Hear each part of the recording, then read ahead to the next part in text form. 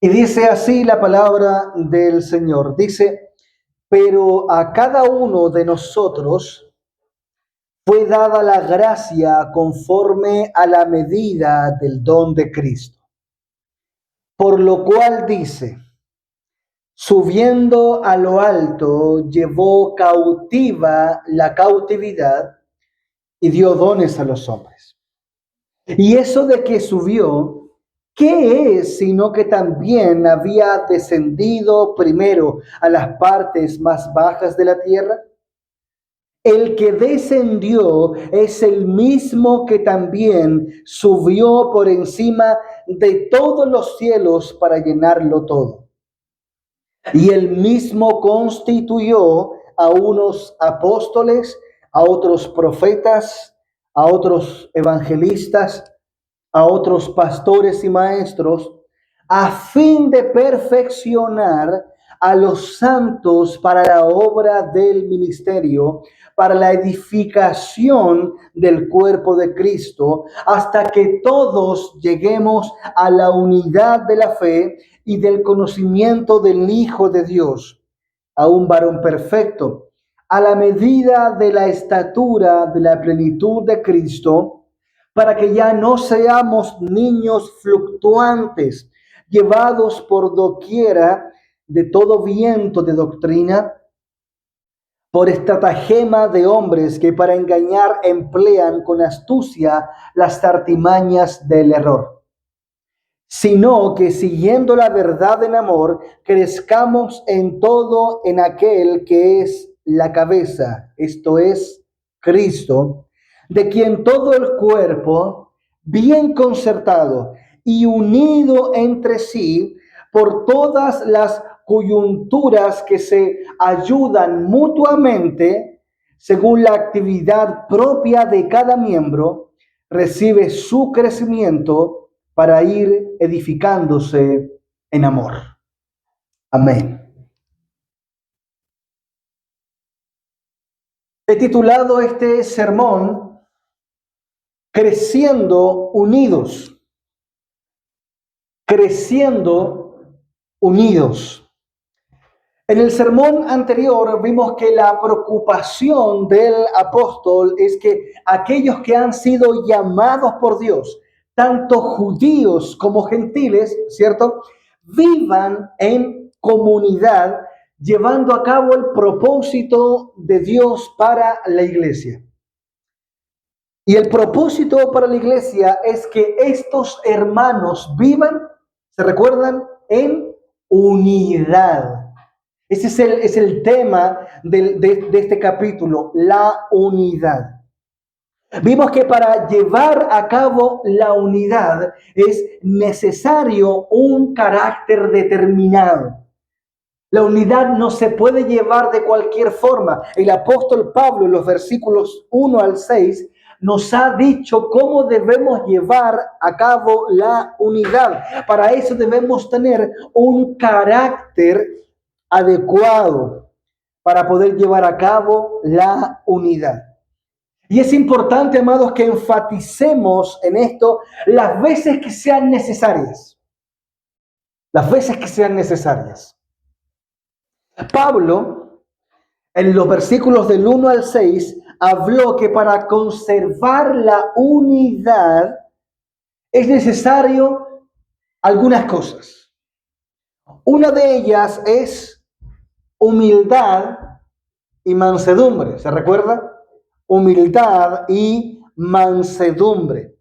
Y recordemos que Pablo, al mencionar la humildad, él no dice solamente un poquito de humildad. Él dice con toda humildad. O sea, no puede haber una medida pequeña de humildad en nosotros. Debe haber toda humildad. Toda humildad. Ahora, déjenme darles un dato importante respecto al contexto histórico de este pasaje. La humildad en los tiempos de Pablo, en los tiempos bíblicos, era considerada como una debilidad. Era considerado como algo, como una virtud despreciada que no se debería buscar. Así pensaban los griegos, por ejemplo. Los griegos pensaban que la humildad no debería estar en el carácter de un hombre. Que si estaba en el carácter de un hombre, era algo que manchaba ese carácter. Imagínense lo que la gente pensaba, amados. Ahora, eso obviamente, cuando el apóstol Pablo escribe esto, y también en otras ocasiones cuando vemos que se llama a la humildad, obviamente es contrario a la cultura, ¿cierto? Es contrario. Ahora, hoy nosotros vivimos en una cultura similar a la del apóstol Pablo. ¿En qué sentido? Que hoy nosotros vivimos en un mundo en donde la humildad no es elogiada. No es elogiada. No es reconocida como una virtud, sino como una debilidad.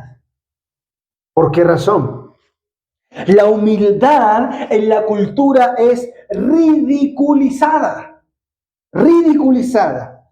¿Y qué es lo que nuestra cultura incentiva más? Incentiva la soberbia, incentiva el orgullo como señal de un carácter fuerte. ¿Quién no ha escuchado, cierto, ese tipo de cosmovisión? Cuando, por ejemplo, dicen de una persona, esa persona tiene un carácter muy fuerte, es una persona muy soberbia, muy orgullosa. No, no es así.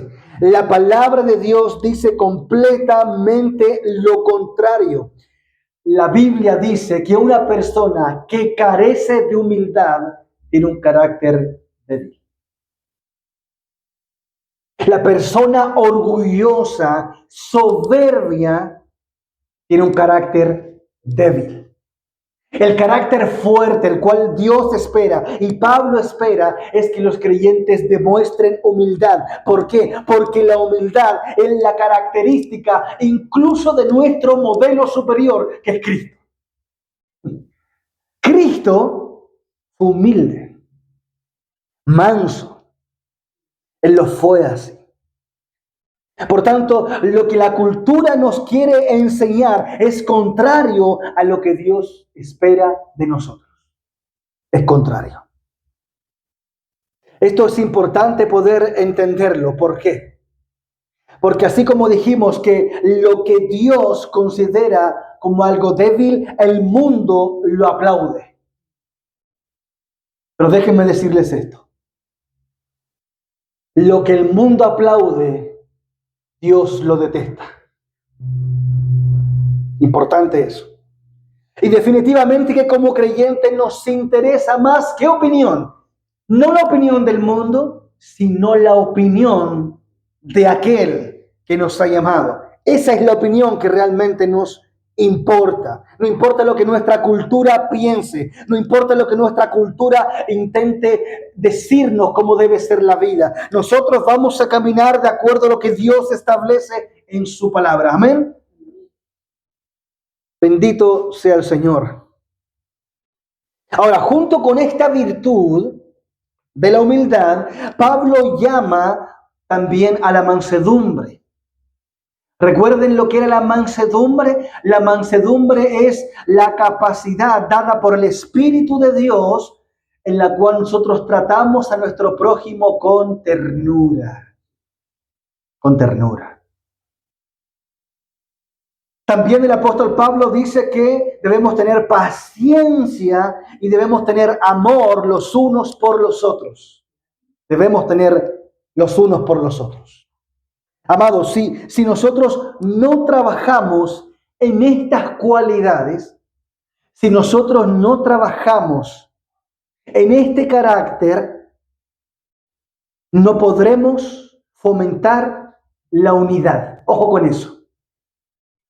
Si no somos humildes, si no somos pacientes los unos con los otros, si no nos amamos los unos a los otros, no podemos fomentar la unidad, porque solo el amor, la paciencia, la mansedumbre y la humildad son las que unen a las personas. Y esto nosotros lo sabemos en la práctica. ¿Cuándo usted ha visto dos personas orgullosas unidas? Nunca. ¿Cuándo usted ha visto dos personas soberbias, dos personas que no perdonan, dos personas que no tienen paciencia unidas? Nunca. Nunca, amados.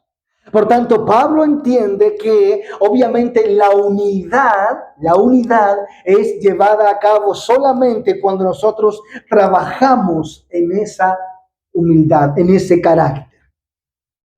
Porque un mal carácter destruye la unidad. Tristemente hay muchos creyentes que destruyen las iglesias porque no quieren conformarse al carácter de Cristo. Quieren vivir de acuerdo a sus propios criterios. Y eso no se puede. Debemos recordar otra cosa importante, que la unidad de la cual habla el apóstol Pablo es una unidad que no fue algo que usted logró o que yo logré. Ojo. No fue algo que nosotros logramos o que algún hombre creó esta unidad. No. Fue el Espíritu de Dios quien nos unió los unos con los otros. Fue el Espíritu de Dios, amados, que nos unió. Usted y yo no podemos decidir. Escúcheme, presta atención a esto, por favor. Nosotros no podemos decidir si queremos estar o no unidos a nuestro hermano. No. No podemos decidir y decir, no, yo no quiero estar unido. No, ya somos unidos. Al momento de nuestra conversión, cuando el Espíritu Santo vino a nuestro corazón, produjo la fe, el arrepentimiento, la conversión y nos introdujo en la iglesia al cuerpo de Cristo, ya estamos unidos por la eternidad. Usted no se puede librar de mí, ni yo de usted. Espiritualmente estamos unidos, amados, en Cristo. Por tanto, no es algo que yo puedo decidir. El Espíritu, al momento de llamarnos, nos unió junto con otros, y eso forma un pueblo, una iglesia, un cuerpo. Por tanto, amados, como hemos sido unidos, ahora nuestro trabajo es mantener, cuidar, proteger esa unión. Note lo siguiente. Nosotros podemos, imagínense el siguiente caso. La unidad que nosotros tenemos con nuestro hermano, espiritualmente hablando, es inquebrantable. El hombre no la puede destruir. ¿En qué sentido? En la esencia de la unidad estamos unidos los unos a los otros. Lo que debemos hacer es mantenerla. Y cuando nosotros no vivimos de acuerdo a esa unidad, entonces vamos a sufrir consecuencias. Pero la unidad espiritual, yo puedo intentar, ¿cierto?, separarme. Supongamos que yo quisiera separarme, por ejemplo, de mi hijo. Yo pudiera decir, no quiero saber nada más de ti.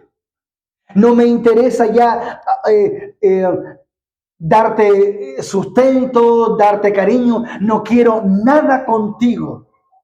Yo podría tomar esa decisión. Pero hay algo que nos une. Y es la paternidad. Es esa unión genética. Es mi hijo. Nunca va a dejar de serlo. Lo mismo en la iglesia. Yo puedo intentar rechazar a mi hermano. Yo puedo intentar hacerle el quita a mi hermano. Pero ¿sabe qué? Estoy unido a él.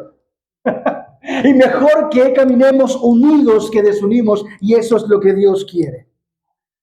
Por eso Pablo, para que los lectores de esta carta puedan entender mejor esta unidad, los llama a meditar en las personas de la Trinidad. ¿Se recuerdan los primeros versículos del 1 al 6 que vimos el sermón pasado?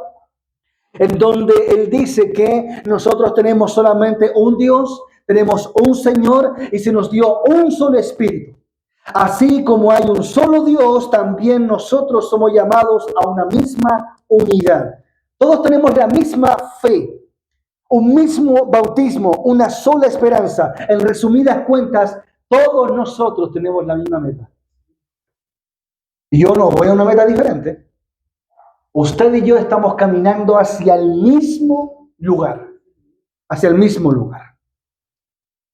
Por esa razón debemos cuidar la unidad, ya que todo lo que tenemos apunta a una sola cosa. Ahora, vamos a ver los versículos. Eso es el contexto para que podamos entender qué es lo que vamos a abordar el día de hoy.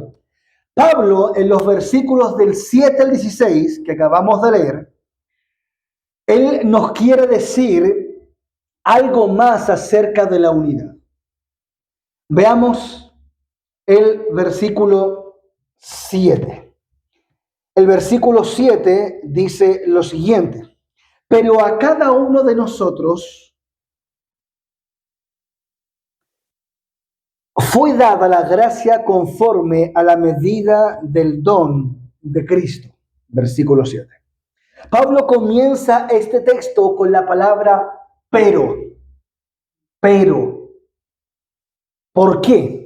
Esto nos indica que Pablo quiere aclarar algo que dijo anteriormente para que no haya malos entendimientos.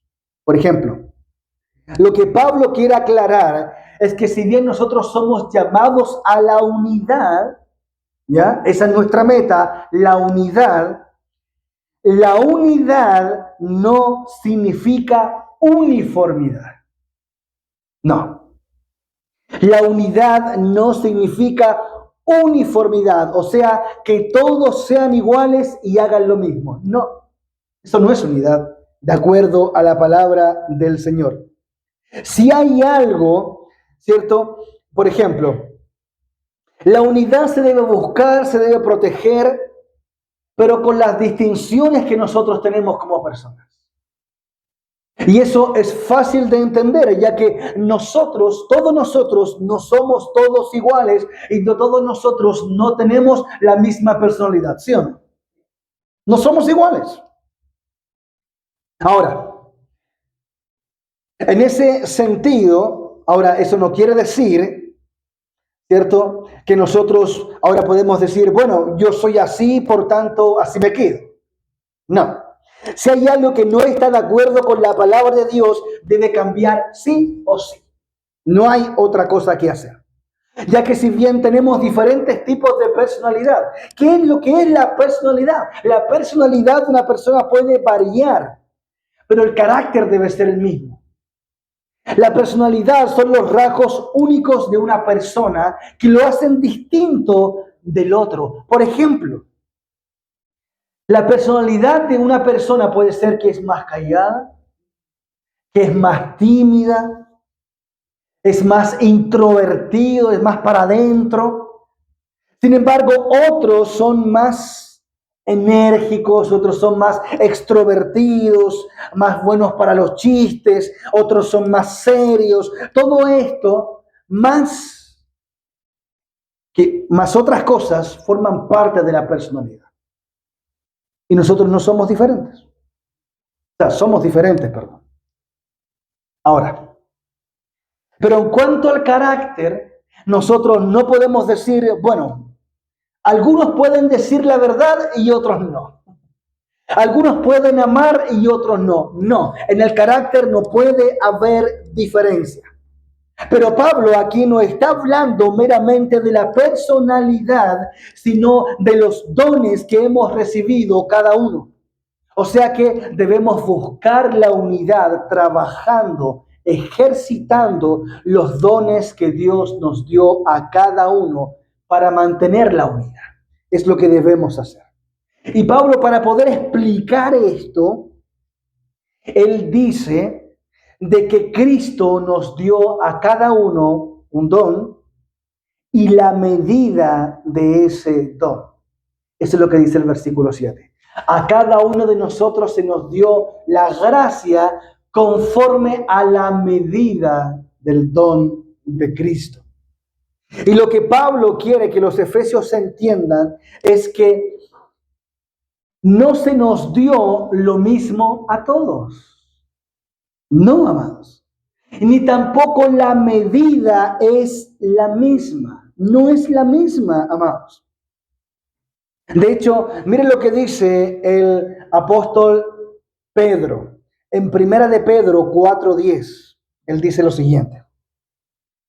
Cada uno, según el don que ha recibido, ministrelo a otros como buenos administradores de la multiforme gracia de Dios. Cada uno ministra a los demás según el don que ha recibido. Lo primero que debemos entender es que el Señor nos ha dado lo que Él ha querido. Y esto es grandioso. Lo que Él ha querido. Primero es Cristo quien nos da de acuerdo a su voluntad. Es el Señor de la iglesia quien pone en cada miembro lo que Él estima conveniente. Cada creyente ha sido dotado por un don, pero no es el mismo. Ahora, esto no significa que cada creyente en la práctica no pueda tener el mismo don. Por ejemplo, cada uno de nosotros no puede tener, por ejemplo, el don de servicio.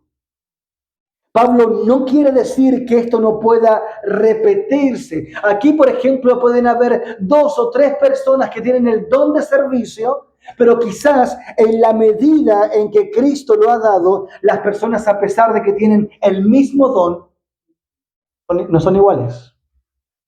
Hay algunos que han recibido mayor gracia y otros han recibido menor gracia. Lo que Dios me ha dado a mí no tiene por qué ser igual a lo que Dios le dio a otro. La medida del don es diferente. Es completamente diferente. Por tanto, este pasaje no significa que no pueda haber repetición, sino que todos tengan lo mismo. Ahora bien, Pablo dice que la medida o la cantidad del don no es la misma. No es la misma. La medida es la cantidad. Cristo decide a quién le da más y a quién le da menos. De hecho, en la Biblia podemos ver esto entre el mismo apóstol Pablo y el apóstol Pedro. Noten, por favor, lo que dice Segunda de Pedro, capítulo 3, verso 15 y 16. Mire lo que dice el apóstol Pedro. Aquí Pedro va a hablar de Pablo. Segunda de Pedro, capítulo 3, verso 15 y 16. Miren lo que dice Pedro. Y tened entendido que la paciencia de nuestro Señor es para salvación, como también nuestro amado hermano Pablo. Mire, Pedro hablando de Pablo. Según la sabiduría que le ha sido dada, os ha escrito. O sea, Pedro conocía las cartas de Pablo. Casi en todas sus epístolas, hablando de ellas, de estas cosas, entre las cuales, mire lo que dice Pedro respecto de las cartas de Pablo, entre las cuales hay algunas difíciles de entender, las cuales los indoctos e inconstantes tuercen, como también las otras escrituras para su propia perdición. El apóstol Pedro mismo, él está reconociendo que al apóstol Pablo se le ha dado más sabiduría que a él. Porque incluso Pedro, el que anduvo sobre las aguas, el que anduvo con Cristo primero que Pablo, el que vio multiplicar los panes, aquel que vio, ¿cierto?, los milagros, aquel que estuvo cerca con Cristo. Incluso Pedro vio a Cristo transfigurado en el monte. Pero sin embargo, Pedro dice, a él se le ha dado más. sabiduría. Porque cuando yo intento leer, dice Pablo, las cosas a mí también me cuestan entenderlas. Esto para mí, ¿sabes? Es un alivio como pastor. Porque si Pedro le costaba entender ciertas escrituras de Pablo, yo estoy bien entonces. Porque a mí también me cuesta a veces entender a Pablo con la sabiduría que el Señor le ha dado. Por tanto, Cristo no solo da dones, sino también la medida. Si tienes un don de parte del Señor y te ha dado más o menos que a tu hermano, recíbelo con humildad. Recíbelo con humildad. Y agradeciendo. ¿Por qué? Porque fue lo que Cristo quiso darte. Fue lo que Cristo quiso darte. Y Pablo, para fortalecer este argumento, él a continuación cita el Salmo 68. El Salmo 68. Note que el texto de Efesios que estamos leyendo, el versículo 8 dice lo siguiente: por lo cual dice, subiendo a lo alto, llevó cautiva la cautividad y dio dones a los hombres. Ese texto que está ocupando Pablo es el Salmo 68. ¿Y qué es lo que dice el Salmo 68? Dice lo siguiente: subiste a lo alto, noten la similitud. Cautivaste la cautividad, tomaste dones para los hombres y también para los rebeldes, para que habite entre ellos Jehová Dios. Ahora, Pablo regularmente, para argumentar su punto en muchas de sus cartas, él ocupa pasajes del Antiguo Testamento. Ahora, una pregunta. ¿Cuál es la idea que tiene Pablo para conectar este pasaje del Antiguo Testamento con el pasaje o con el texto con la carta a los Efesios? ¿Cuál es la idea? Para que nosotros podamos entender por qué Pablo usa este pasaje, primero tenemos que entender en qué consiste el pasaje del Antiguo Testamento. En el Salmo 68, David está describiendo la victoria de Dios sobre sus enemigos y dice que después de la victoria, Dios ha subido a lo alto como un vencedor. Por eso el texto dice, subiste a lo alto. Esa es la idea del Salmo 68. Y lo mismo quiere decir aquí. Pablo aplica este pasaje a Cristo, porque Cristo también como vencedor también ha subido a lo alto, también ha subido a lo alto, también ha vencido. Ahora, otra cosa importante en el texto del Antiguo Testamento que está citando Pablo es que nos muestra cómo era la guerra en los tiempos bíblicos del Antiguo Testamento. ¿Cómo era la guerra? El Salmo 68 dice, cautivaste, ¿cierto? La cautividad. Eso es lo mismo que decir, llevó cautivos a muchos. En la guerra, en el Antiguo Testamento o en las guerras medievales o antiguas, cuando se enfrentaban los ejércitos y había un ejército que ganaba sobre los otros, ¿qué era lo que hacía? Tomaba prisioneros y los llevaba cautivos y los mostraban al pueblo como decir, aquí están los que hemos vencido. Eso es lo que está intentando decir el Salmo 68. Y otra cuestión importante es que los enemigos que habían obtenido o los que habían vencido en la guerra, tomaban sus tesoros y los repartían entre los que habían vencido. Por eso el texto nos dice que en el Antiguo Testamento Dios repartió los despojos. Lo que está diciendo Pablo es que como Dios en el Antiguo Testamento tuvo victoria sobre los hombres y repartió los despojos, Cristo también hizo lo mismo. Ahora, ¿de qué forma? Recordemos lo siguiente. Nosotros, usted y yo, estábamos en cautiverio. Nosotros estábamos cautivos y servíamos al diablo. Literalmente.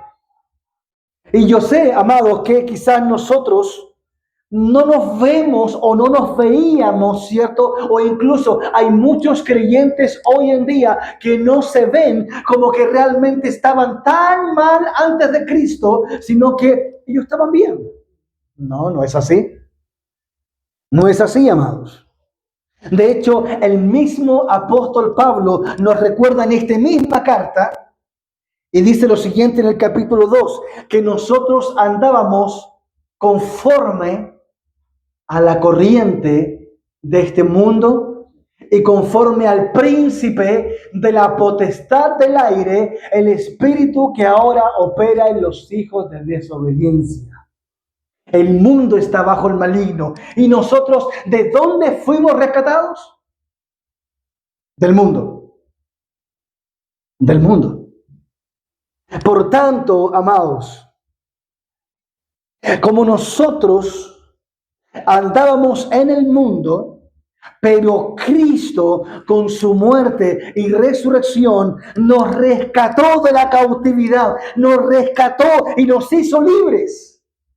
Ya no estamos bajo el dominio del maligno. Para reforzar esta idea, Pablo dice que al subir a lo alto y llevar muchos con él, es reforzada por una explicación de cómo Cristo hizo esto, cómo Cristo lo hizo. Pablo se refiere a Cristo como el que subió y también fue el mismo que había descendido. Vea, por favor, Efesios. Pablo dice, y eso, versículo 9, y eso de que subió, ¿qué sino que también había descendido primero a las partes más bajas de la tierra? El que descendió es el mismo que también subió por encima de todos los cielos para llenarlo todo. Eso es lo que dice el pasaje. Ahora,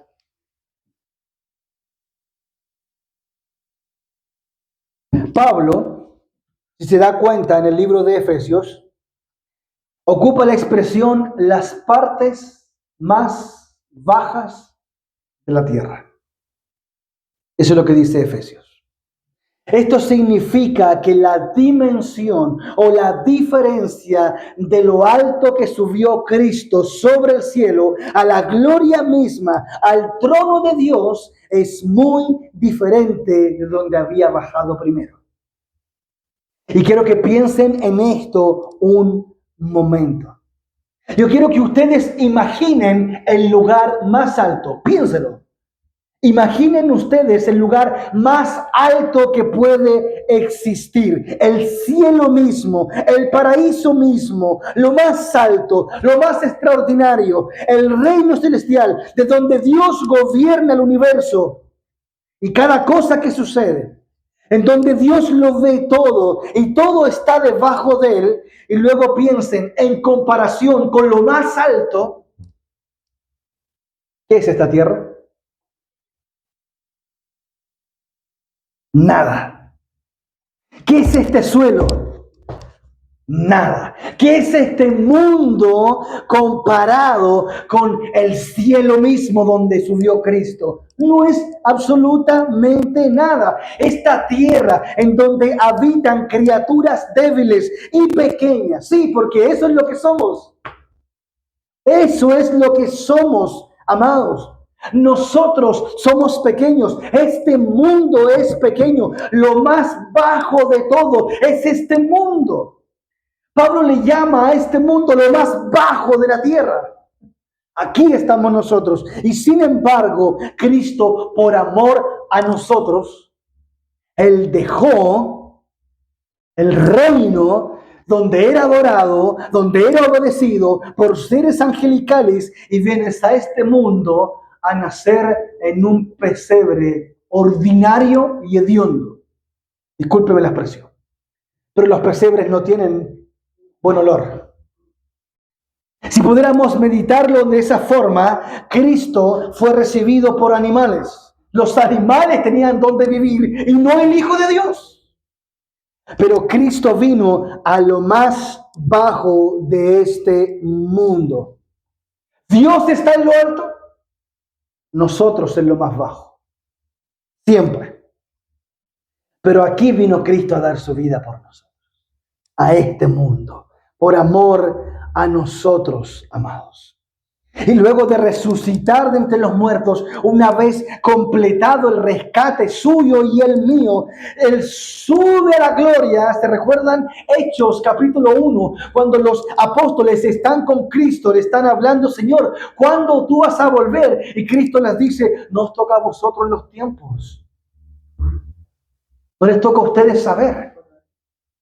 Y dice que de pronto Él fue levantado. A mí me hubiese gustado haber visto eso. Fue levantado y dice que los discípulos estaban mirando al cielo cómo se iba, y de pronto una nube, ¡pum!, desapareció. Y de pronto los discípulos están mirando hacia arriba. ¿Dónde habrá quedado? Y de pronto aparecen unos ángeles y le dicen: varones, ¿qué estáis mirando al cielo? Asimismo como habéis lo visto subir, asimismo volverá. Y Pablo nos recuerda eso. Pablo dice que cuando Cristo subió arriba, ahora puede dar dones a los hombres. Ahora puede dar dones para los hombres. Porque Cristo también ahora está exaltado con todo, amado. Cristo, como victorioso vencedor, ahora tiene toda autoridad y es el mismo que da dones a los hombres. Es interesante, amados, que los dones que Cristo da a la iglesia son los mismos hombres. ¿Sí? Porque lo que hace Pablo cambia un poco el texto del Antiguo Testamento y literalmente dice que los dones son los hombres. O sea, ustedes, los creyentes, fueron rescatados del maligno, del mundo, y fueron dados a la iglesia. ¡Qué interesante! ¡Qué glorioso! Hombres perdidos en los pecados, luego pasan a ser dones para la iglesia. Bendito sea el Señor. Ahora, versículo 11. ¿Cuáles son esos dones que ha dado? Entre ellos están los apóstoles, profetas, evangelistas, pastores y maestros. Ahora, nosotros no vamos a hacer una examinación detallada, eso podemos dejarlo para otro sermón. No vamos a entrar en esto profundamente, pero sí debemos notar lo siguiente: que cada uno de ellos son dados para tres cosas en la iglesia. Tres cosas: la capacitación de los santos, la edificación de los santos y para llegar a la unidad de la fe. Para eso Cristo dio los dones a estos hombres.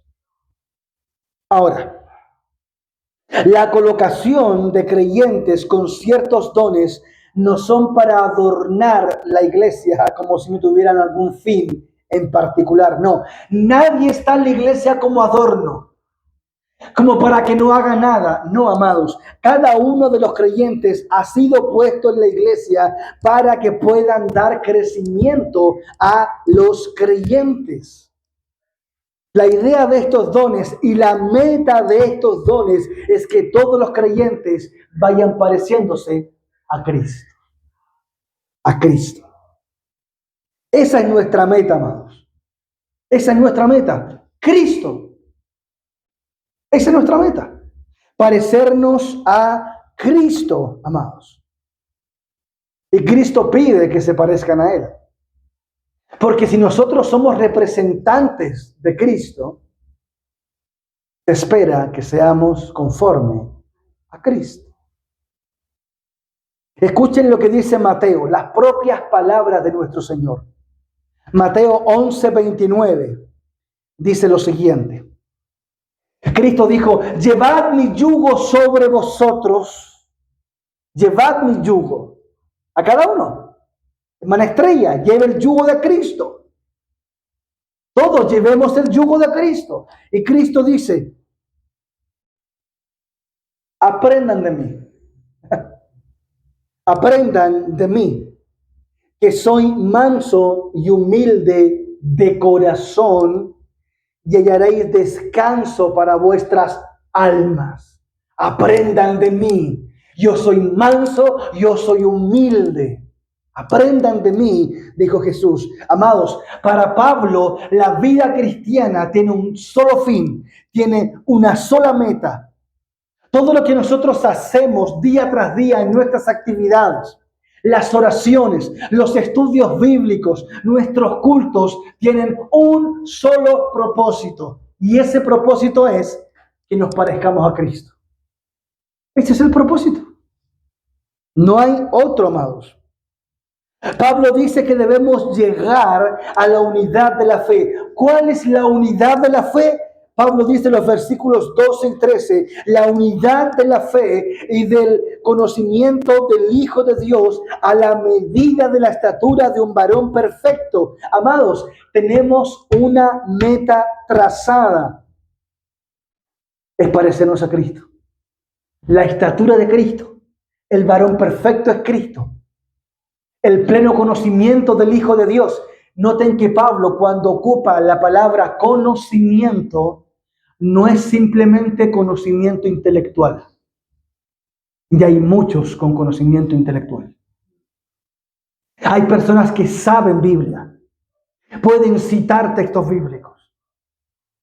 Pero Pablo está hablando de un conocimiento experimental. O sea, nosotros estamos experimentando un parecido a Cristo. Ojo ahí. No es simplemente saber de Cristo, es experimentar ese conocimiento para poder parecerse a Él. Y tristemente hay muchos creyentes que no se están pareciendo a Jesús. Es triste.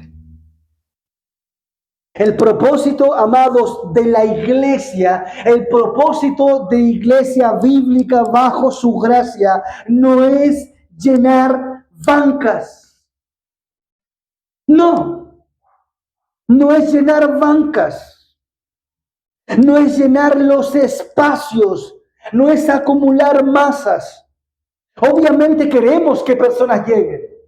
Por eso oramos, por eso predicamos, queremos que personas lleguen, pero no ocupar un espacio más. No ocupar simplemente un espacio que podamos ver que hay más personas. No, amados, la idea es que las personas puedan llegar y llegar a un crecimiento conforme a la persona de Cristo. Y eso se logra, obviamente, a través de este ministerio. Entonces vamos bien encaminados y las personas se están pareciendo a Cristo. No importa si es uno. No importa. Déjenme darles un pequeño ejemplo de cómo luce un ministerio fructífero. El otro día hice una publicación en las redes sociales. No voy a dar el nombre, pero sé que va a entender quién es. Pero comentaba la publicación. Y la persona que publicaba o comentaba la publicación decía lo siguiente. Hablaba acerca del sacrificio de Cristo. Hablaba acerca de lo que Dios había hecho en su vida. Por tanto, ahora ella debería vivir por ese sacrificio. Cuando yo leí eso, yo dije, gracias Señor, porque eso quiere decir que estamos haciendo bien el ministerio. Una persona que no conocía nada acerca de la fe, una persona que no entendía mucho porque venía de una iglesia donde nunca la alimentaron bíblicamente, hoy puede decir, Señor, el único motivo que tengo para servirte es que Cristo murió por mí. Y hoy en día la podemos ver cómo sirve al Señor a pesar de situaciones complejas. Ese es el éxito de un ministerio. Podemos tener nosotros miles de personas, pero si esas personas no están creciendo conforme a Cristo, hemos fracasado. ¿De qué nos sirve tener un lugar grande? Hoy tenemos este lugar, tenemos estas bancas. Hay iglesias que tienen, amados, yo anhelaría tener bancas mejores para mi hermana Estrella, que no sean tan duras. Porque hay iglesias donde es súper cómodo sentarse. Hay aire acondicionado, hay supermercados en iglesias, ¿sí? Aquí en Santiago tenemos una iglesia que hay supermercado dentro, hay cafetería, hay lugares donde la gente puede cambiar a sus niños. ¿Podemos tener todo eso? Podemos tener incluso bibliotecas, está bien, pero si la gente no está creciendo la imagen de Cristo, es puro desperdicio, es basura, no sirve de nada, amados. Podemos estar todos vistiendo de etiqueta. ¿Pero de qué nos sirve si nuestro carácter no es conforme a Cristo? Ahora, amados, Pablo también añade algo que a veces muchos en las iglesias no están entendiendo. Muchos. Los versículos 15 y 16 nos dicen que este crecimiento comienza con unos dones particulares, pero que luego todos en la iglesia debemos participar. Todos. Y esta palabra o frase, yo necesito que usted la medite. Si hay algo con lo que usted puede irse de este sermón en esta mañana, yo espero que sea esto también, amados. Y es que nosotros, todo creyente que es llamado a la iglesia, no es llamado a ser un espectador. No es llamado a simplemente presenciar lo que otros hacen. Nosotros somos llamados a participar del crecimiento de la iglesia. Somos llamados a participar, amados. Nosotros no somos llamados a ver cómo otros lo hacen y nosotros no hacer nada. No, no es así, amados. Y déjenme decirles esto. Ya hay demasiadas personas viviendo así en las iglesias. Consumidores de la fe, personas que van a la iglesia, quieren nutrirse. Deme, pastor. Que los hermanos me den, pero yo no quiero hacer nada. Ya hay demasiados de esos. Pablo quiere que los creyentes en Éfeso puedan entender que nosotros debemos participar. Hay muchos que solo quieren servirse de los demás, pero no quieren servir al resto. Hay muchos. Y esto podemos llevarlo a la práctica. Hay muchos que dicen, pastor, ore por mí. Hermanos, oren por mí. La pregunta es, ¿ellos están orando por los demás? Pastor, necesito esto otro. ¿Se están preguntando si sus hermanos necesitan algo? Preocúpense por mí. Miren cómo estoy. Estoy pasando situaciones complejas. La pregunta es, ¿te estás preocupando también de tu hermano? Porque ya hay demasiadas personas que solamente quieren ellos, pero Pablo dice, no, amados, debemos servir a los demás también, porque esto es un cuerpo, esto es una iglesia. Aquí no hay llaneros solitarios. No puede haber espacio para el individualismo, amados. La idea que nosotros vemos en el Nuevo Testamento es que cada creyente participa en el crecimiento del otro. Cada uno de nosotros participa en el crecimiento de otro. Les hago una pregunta. ¿Estamos nosotros capacitando a otros? Usted, pregúntese. Yo también debo preguntarme. ¿Estoy yo capacitando a otros? ¿Están los jóvenes de esta iglesia trayendo a otros jóvenes a la iglesia? ¿Estamos influenciando a otros, a otras mujeres, a otros hombres, a otras personas con las cuales nos estamos relacionando? ¿Estamos edificando a otros? Otros, al ver nuestra manera de caminar, de servir, pueden sentirse motivados, influenciados para hacer lo mismo. Porque déjenme decirle esto. Tristemente, a veces, cuando uno mira a ciertos creyentes, da flojera. ¿Sí? Usted los mira y, bueno, si él no quiere trabajar, entonces yo tampoco voy a trabajar. Porque, amados, la pereza contamina a la iglesia. Por eso el apóstol Pablo dice, amonesten al ocioso. Incluso Pablo en un contexto de iglesia dice, el que no quiere trabajar, no come. Porque la comunidad cristiana del primer siglo, todos trabajaban por la comida. Entonces habían hermanos que no querían trabajar, pero querían comer. Y Pablo dice, no, si no trabajan, entonces que no coman. No pueden ellos sentarse y esperar que todos los demás hagan todo y ellos nada. Por tanto, no coman, dice Pablo. Por tanto, la idea de crecimiento es que cada uno de nosotros, amados, debemos velar por el resto. Eso es lo que debemos hacer. Dios ha dado dones para capacitar a otros. Y la secuencia es esta. Dios ha puesto apóstoles, profetas, evangelistas, pastores y maestros para capacitar a los santos. Una vez que los santos son capacitados, son equipados, ahora ellos deben capacitar a otros.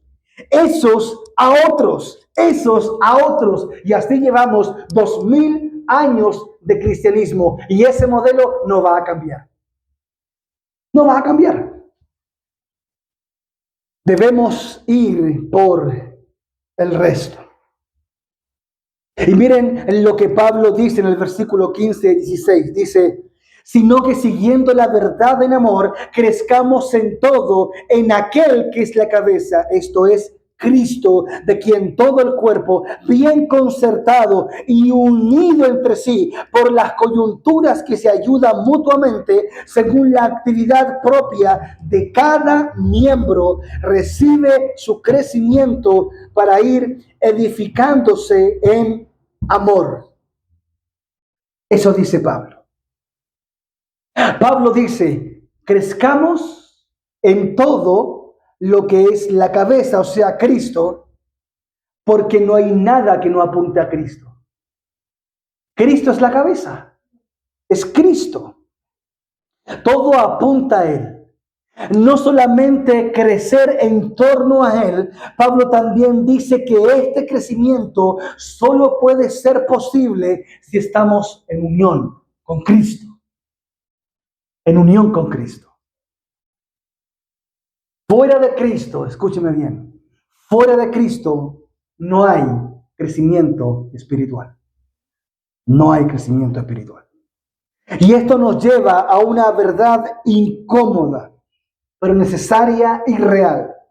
Es que si no estamos creciendo, quizás no estamos cerca de Jesús. Y no solamente eso, no estamos alimentándonos de Él. Quizás no estamos dedicando tiempo a su palabra, no estamos conociendo el poder que viene de Él en la oración. Esto lo he dicho en algunas ocasiones Yo no conozco en mi propia vida un momento de oración en donde haya orado y haya salido igual. Si eso está pasando en nuestra vida, probablemente no estamos orando bien. Porque la oración no es simplemente repetición de palabras. La oración es Dios en nosotros y nosotros en Dios. La oración cambia, la oración transforma, la oración ve un poder dentro de nosotros, el Espíritu de Dios, como dijo el famoso teólogo Juan Calvino, la oración es el aire, es la vida de la teología. La vida. Un creyente sin oración está muerto espiritualmente. Muerto, amados. Recuerden lo que dijo nuestro Señor. Él dijo, separados de mí, ¿qué cosa? Nada podéis hacer. Nada. Nada. Sin Cristo no podemos crecer. Ese crecimiento solo se dará si estamos cerca de Jesús. Y amados, déjenme decirle otra verdad importante referente a lo que Pablo está diciendo. Tenemos que entender que el apóstol Pablo aquí en este pasaje habla de dos uniones. Dos. Primero, estamos unidos a Cristo y también estamos unidos a una iglesia. Ambas uniones son necesarias.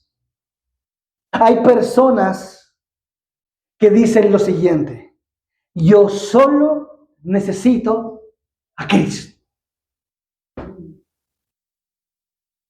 ¿Quién ha escuchado eso? Yo solo necesito a Cristo. No, eso no es lo que vemos en el Nuevo Testamento. Necesitamos ambas cosas. Cristo es la fuente de vida espiritual, pero Cristo también usa hombres. Y déjeme decirle esto: para que Dios trabaje en nuestro carácter, Dios va a usar hombres y mujeres. Y muchas veces porfiados, tercos, incrédulos, superficiales y rebeldes, que incluso están en la iglesia. Porque ¿cómo se da el crecimiento, amados? En el choque de unos con otros. Por eso Pablo dice, sopórtense como Pablo. Si se supone que en la iglesia somos todos buenos, no. Somos todos blancas palomas, no. Hay roce entre los miembros. Y eso hace trabajar el carácter, ¿sí o no? Eso hace trabajar el carácter, amados. Dios diseñó que el crecimiento de los creyentes se dé en medio de otros creyentes, no de una manera solitaria. Hay creyentes que no asisten a una iglesia y muchos creen que han crecido. No, no es así. No es así. Porque cuando tú estás solo, ¿quién lidia con tu carácter? ¿Quién lidia con tu temperamento? Nadie. E incluso nosotros lidiamos con nosotros mismos y nos engañamos a nosotros mismos y creemos que estamos bien, pero cuando nos ponen a la par con otros, las cosas cambian. Ahí cambia realmente. Hay creyentes que dicen, bueno, yo oro en mi casa, yo escucho la radio evangélica, yo a veces leo la palabra. Sí, eso ayuda, pero no completa el crecimiento del creyente. No lo completa. No lo completa, amados. Primero, si un creyente está solo viviendo su fe, la pregunta es la siguiente: ¿quién da testimonio de ellos? ¿Quién? Ya conocemos, yo en mi caminar he conocido a muchas personas que deambulan. Ellos dicen que son creyentes, pero ¿a quién le preguntamos quiénes son? Nadie puede dar testimonio de ellos, porque no pertenecen a una iglesia local. No hay un pastor que diga, ese hermano es así, así y así. No lo hay. Ellos se presentan a sí mismos, pero ¿quién los presenta a ellos? Nadie. Nadie da testimonio de ellos. Otra cosa, ¿quién puede decir que esa persona ha crecido? ¿Quién? Nadie. Pero cuando nosotros estamos unidos con otros creyentes, caminamos juntos, entonces entre unos y otros podemos decir, mi hermano ha crecido, mi hermano ha crecido. Mi hermana ha cambiado esto, mi hermana ha cambiado esto otro. ¿Te acuerdas cómo llegó mi hermana? ¿Cómo pensaba mi hermana? Mira cómo piensa ahora. ¿Te acuerdas que en aquel tiempo mi hermana llegaba atrasada todos los días? Pues ahora ya es una persona puntual. ¿Te acuerdas que hubo un tiempo en que las personas había que empujarlas para que pudieran trabajar en el reino? Bueno, ahora hay entusiasmo, ahora hay compromiso. ¿Quién da testimonio de eso? La iglesia. Necesitamos la iglesia. Nadie, escuche esto, no hay nada más peligroso que un creyente se evalúe a sí mismo. Peligroso. Porque nosotros, como decimos, nos engañamos a nosotros mismos. Necesitamos que otros nos evalúen. Por eso la Biblia dice, en la multitud de consejeros hay sabiduría. Hay sabiduría. Otros, como dice Pablo, cada creyente va creciendo bien unido a su hermano. Amados, ¿quiere usted crecer? ¿Queremos nosotros crecer? Entonces, unámonos a nuestro hermano. No nos alejemos de él. Unámonos. Es la única forma. De hecho, Pablo usa la analogía de un cuerpo. De un cuerpo. Escuche, por ejemplo, lo que leímos en el versículo 15 y 16. Pablo dice, sino que siguiendo la verdad en amor, crezcamos en todo en aquel que es la cabeza. ¿Por qué Pablo dice la cabeza? Porque está pensando en un cuerpo. Y dice, esto es Cristo, de quien todo el cuerpo, bien concertado y unido entre sí, no separado, unido entre sí por todas las coyunturas que se ayudan mutuamente. Aquellas hermanas que conocen, cierto, un poco de fisiología, etcétera, saben, cierto, que los huesos están unidos por ligamentos. Sin los ligamentos, los huesos no funcionan. Por eso cuando alguien se fractura un ligamento es tan complejo. ¿Por qué? Porque está unido, tan unido que no se puede hacer nada por separado. Eso es la idea del apóstol Pablo. En nosotros los creyentes debe haber una unión tan íntima, porque solamente de esa forma permite el crecimiento de la iglesia. Solo de esa forma. Y escuche lo que dice, según la actividad propia de cada miembro, recibe su crecimiento para ir edificándose en amor. Noten que Pablo dice, no es la actividad del hermano Jeremías solamente, ¿no? No es la actividad de la hermana Daniela solamente, ¿no? Por la actividad de cada miembro, o sea, nadie queda afuera. Nadie. Por eso cuando nosotros vamos a la iglesia, sabe que debemos cambiar nuestro entendimiento de la iglesia. Porque hay personas que van y dicen, ok, voy a ir para ver qué es lo que la iglesia hace por mí. La mentalidad bíblica, de acuerdo a Efesios, es, ¿qué voy yo a hacer la iglesia por el otro? ¿Qué es lo que yo voy a hacer por el otro? Para terminar, déjenme leerles el pasaje más conocido del Nuevo Testamento que habla de cómo Pablo ve esta unión entre creyentes y nuevamente usa el tema o la analogía de un cuerpo. Primera de Corintios, capítulo 12,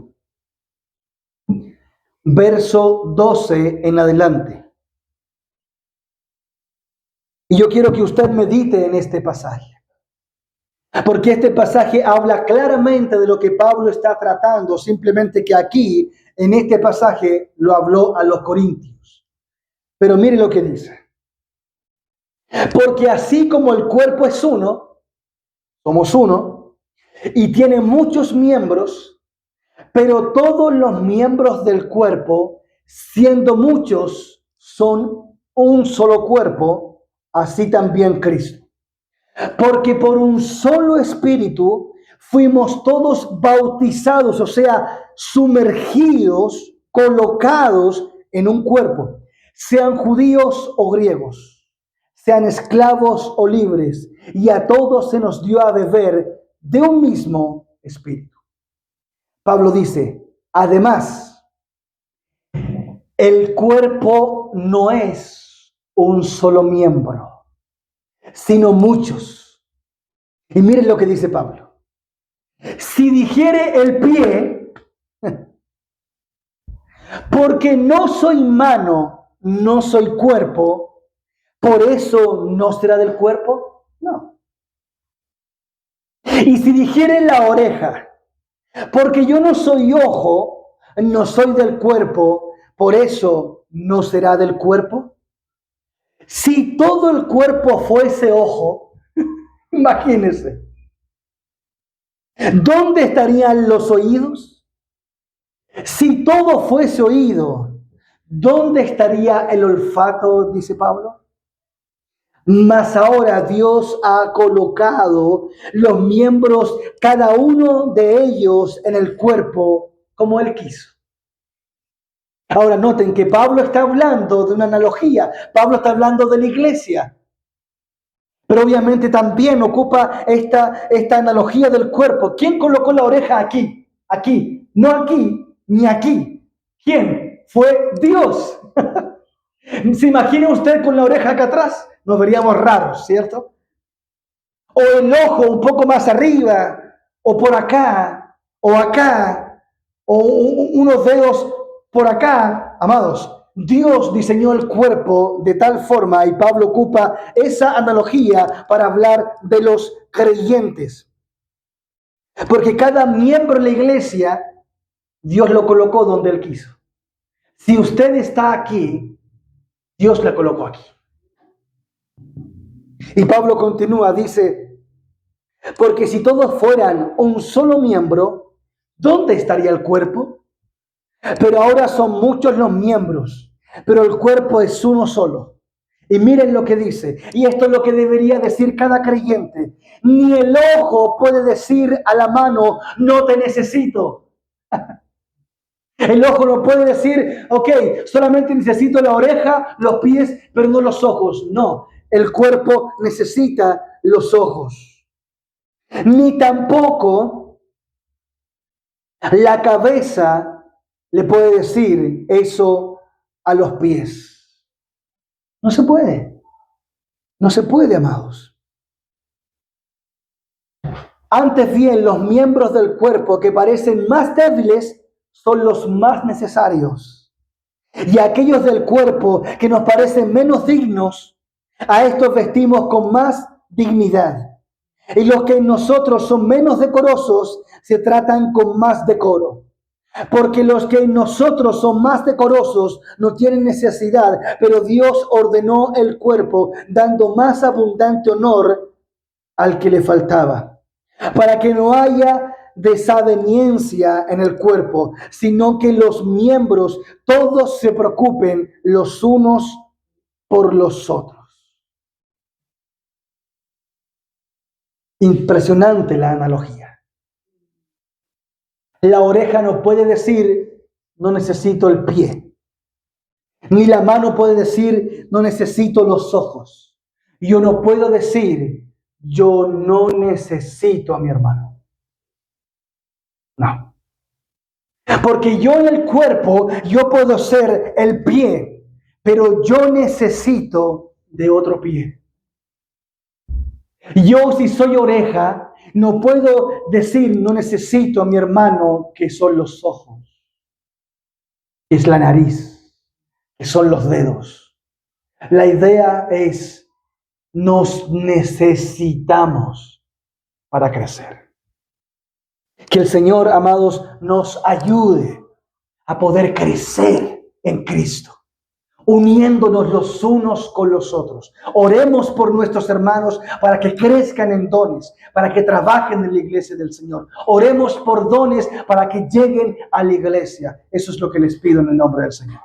Amén. Oremos al Señor.